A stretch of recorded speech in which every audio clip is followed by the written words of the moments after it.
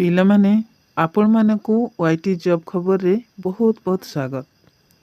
ଆଜି ଆପଣମାନଙ୍କ ପାଇଁ ନେଇ ଆସିଛି ଗୋଟେ ସୁନ୍ଦର ଜବ୍ର ଅପଡ଼େଟ୍, ଯେଉଁମାନେ ସମସ୍ତେ ଆପ୍ଲାଏ କରିପାରିବେ।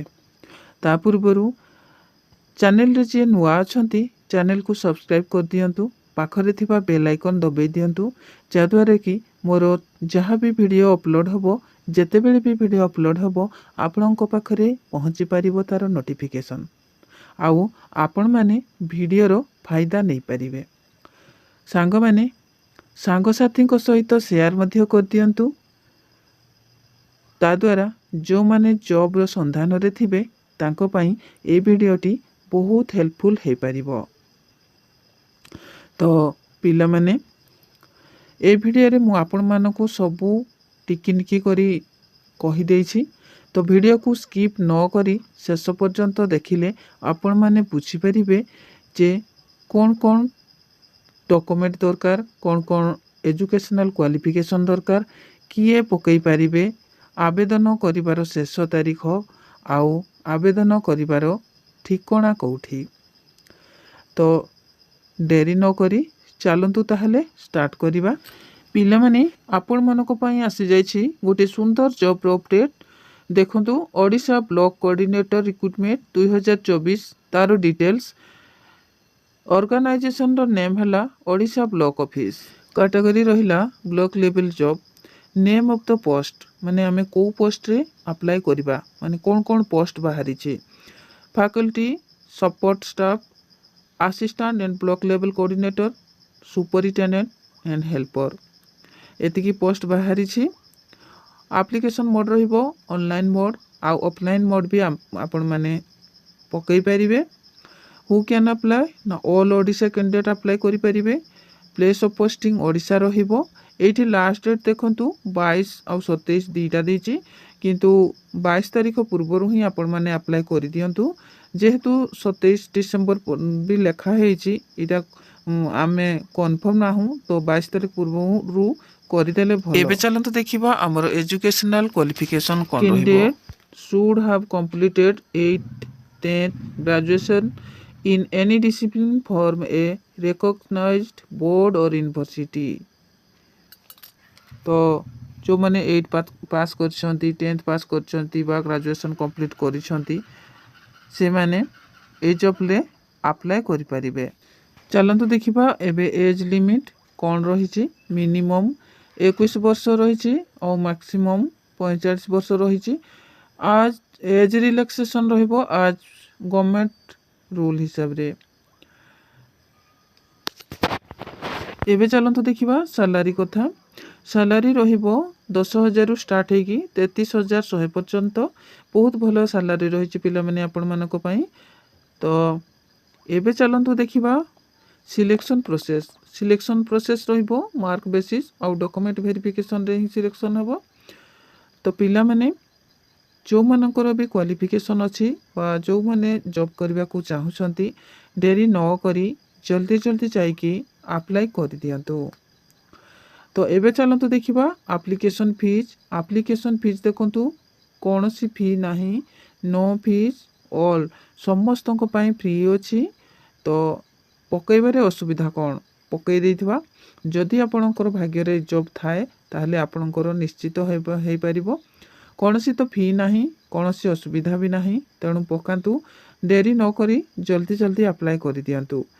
ତ ଏବେ ଚାଲନ୍ତୁ ଦେଖିବା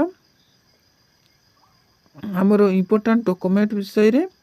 ତ ଇମ୍ପୋର୍ଟାଣ୍ଟ ଡକୁମେଣ୍ଟ ଯଦି ଆମେ ଦେଖିବା ତାହେଲେ ଅଲ୍ ଏଜୁକେସନାଲ୍ କ୍ୱାଲିଫିକେସନ୍, ତା ସହିତ certificate, marksheet, recent 2 passport size photo, caste certificate, Aadhaar card, residential certificate, experience certificate, biodata, voter ID card, ଏଇସବୁ ଦରକାର। ଆପ୍ଲାଏ ଆପ୍ଲାଏ ଡେଟ୍ ଷ୍ଟାର୍ଟ ହେଇଯାଇ ସାରିଛି ଆଉ ଲାଷ୍ଟ ଡେଟ୍ ହେବ 22 ଡିସେମ୍ବର। ୟା ପୂର୍ବରୁ ଦୁଇଟା ଡେଟ୍ ମେନସନ୍ ହେଇଥିଲା, କିନ୍ତୁ ମୁଁ କହିଥିଲି ଆପଣମାନଙ୍କୁ 22 ଡିସେମ୍ବର ପୂର୍ବରୁ ଆପଣମାନେ ଆପ୍ଲାଏ କରିଦିଅନ୍ତୁ। ତ ଏଇଠି ଦେଖନ୍ତୁ ଲାଷ୍ଟ ଡେଟ୍ ଅଛି 22 ଡିସେମ୍ବର, ତ ୟା ପୂର୍ବରୁ ଆପ୍ଲାଏ କରିଦେବା କଥା।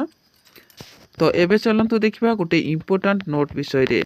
तो पिला माने देखंतु before submit properly fill the application form and send it to the given venue. If any type of incomplete or false, then it to be cancelled reject by the authority.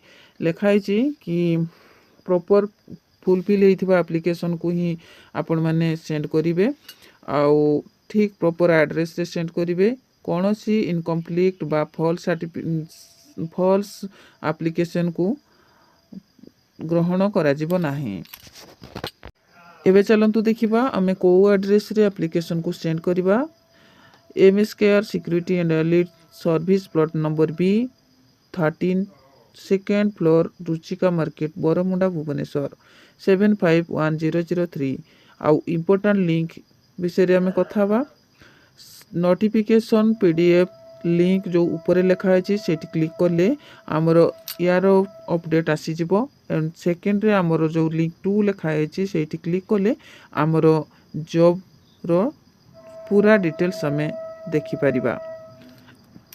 एबे चलंतु निज Chrome browser रे click करके देखिबा। तो पिला माने समस्त तो क्रोम ब्राउजर अच्छी क्रोम ब्राउजर को ओपन करिबा। सर्च बार ऊपर www.govjob.in आमे लेखिकी सर्च कले एमती इंटरफेस आसीबो। देखंतु गोटेटा आडटा आसीची तो याको आमे कैंसिल कर देबा। देखंतु कैंसिल कर सारला परे एमिति सब इंटरफेस आसीबो। आमे मु ए वीडियो रे जहा जहा आपण मानकु कहिली सबु आपण माने निज मोबाइल रे देखि परिबे। मु जहा जहा कहिली टिकी निकी आपण माने एठी देखि परिबे निज मोबाइल रे।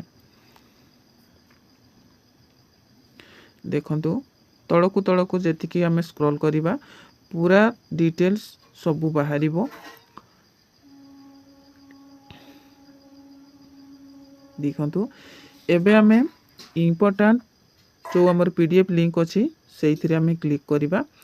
क्लिक कला परे देखंतु हमकु एमिति नोटिफिकेशन बा एमिति इंटरफेस मिलिबो।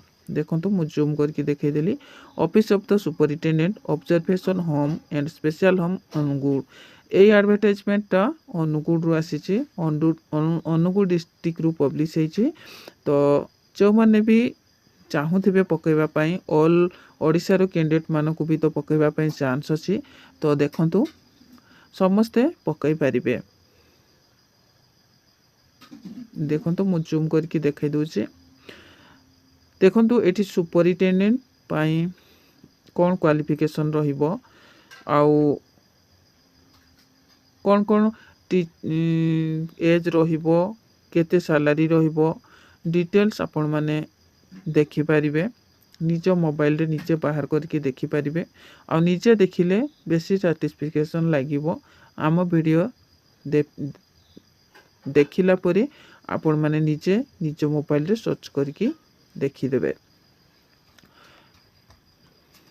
देखंतु कौन एक्सपीरियंस दरकार अछि कि कौन डॉक्यूमेंट दरकार अच्छी सबू जिनस आपण मैंने ये पाई जिबे।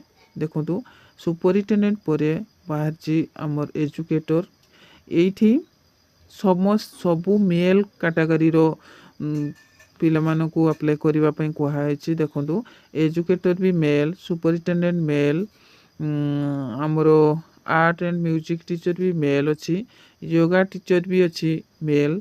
तो सबू जिनस आपण माने टिकिनिकी आपणकर मोबाइल रे पाई जिबे। तो तेणु वीडियो रे कंटिन्यू रुहंतु। आउ एठी एप्लिकेशन भी आपण निजे डाउनलोड करि परिबे। देखंतु एप्लिकेशन फॉर्म सबू जिनस आपण माने पाई जिबे। तो पिला माने आशा करिबी वीडियोटी आपण मानकु बहुत भल लागिथिबो आउ आपण मानकर बहुत हेल्पफुल हेबो। जदि भल लागिथिबो लाइक कमेंट शेयर और सब्सक्राइब करबा पई जमा भूलिबेनी। पुणी गोटे नुआ अपडेट सहित गोटे नुआ जॉब रो अपडेट सहित आपण मानक सामना को आसीबी। पुणी देखा हबा से पर्यंत रहुची।